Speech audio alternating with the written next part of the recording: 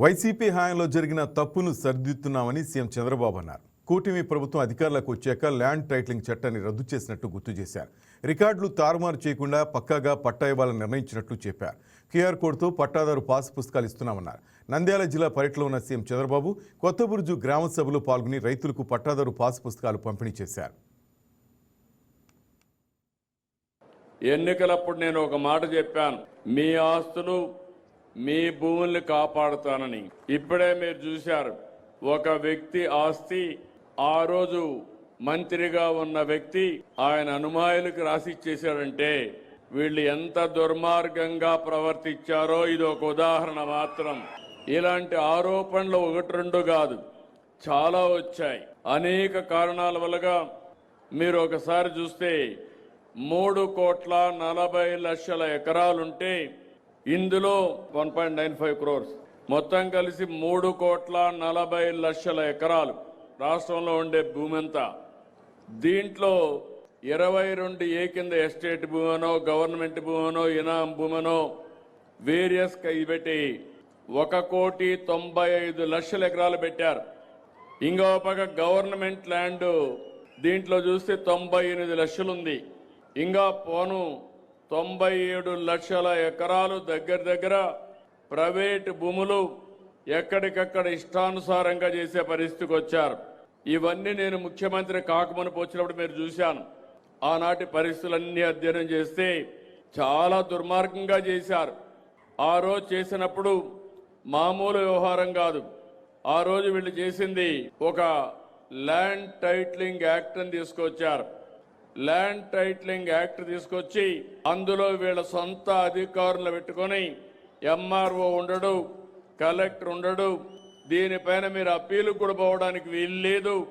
కడాన మీ భూమి మీ చేతుల్లో లేకపోయినా మీకు లేకపోయినా అడిగే దిక్కు లేకుండా చేస్తే ఇదే జిల్లాలో పాండ్యం నియోజకవర్గంలో నేను చాలా బాధపడి పట్టాదారు పాసు పుస్తకాన్ని కాల్చి ల్యాండ్ టైటిలింగ్ యాక్ట్ రద్దు చేస్తానని ఆ రోజు మీ అందరికీ హామీ ఇచ్చాను. ఆ చట్టాన్ని కాల్చాను.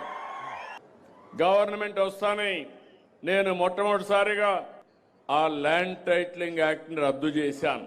రెండో విషయం మీరు గుర్తుపెట్టుకోవాలి, భూమి మీది మీ నాన్న ఇచ్చాడు, మీ పూర్వీకులు ఇచ్చారు, లేకుంటే కష్టపడి భూమి మీరు కొనుక్కున్నారు. ఆ భూమి మీద ఆ పట్టాదారు పాస్ పుస్తకాలు వీళ్ళ ఫోటో వేసుకున్నారు. అంటే భూమి మీది వీళ్ళ ముఖం మీరు చూడాల నిద్ర లేస్తానే. ఇది ఎక్కడ న్యాయమో నాకు అర్థం కాలేదు. ఇది ఒక పెద్ద ఫోటోల పిచ్చ. ఆ ఫోటోల పిచ్చితో మీ జీవితాలతో ఆడుకునే పరిస్థితికి వచ్చారు.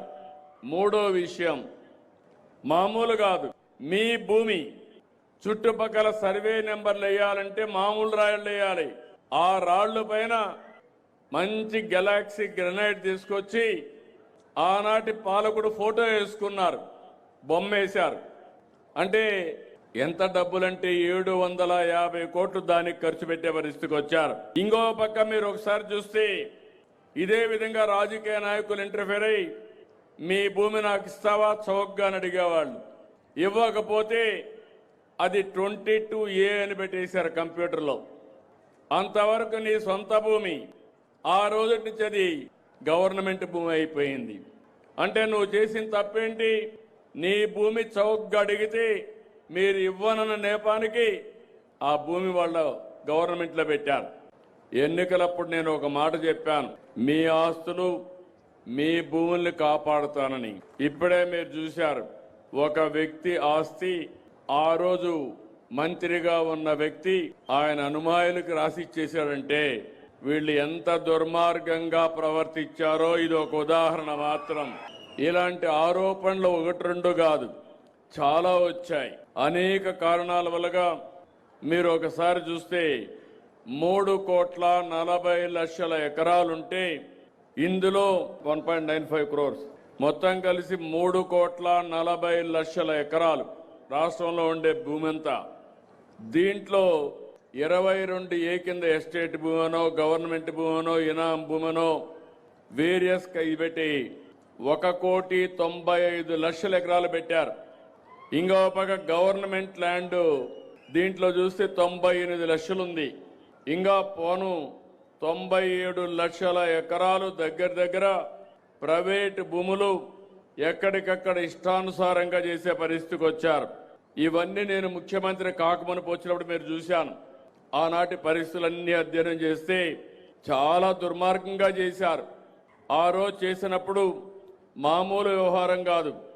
ఆ రోజు వీళ్ళు చేసింది ఒక ల్యాండ్ టైటిలింగ్ యాక్ట్ అని తీసుకొచ్చారు. ల్యాండ్ టైటిలింగ్ యాక్ట్ తీసుకొచ్చి అందులో వీళ్ళ సొంత అధికారులు. Please subscribe to YK TV Network. Please subscribe to YK TV. Please watch YK News. Don't forget to subscribe YK News channel.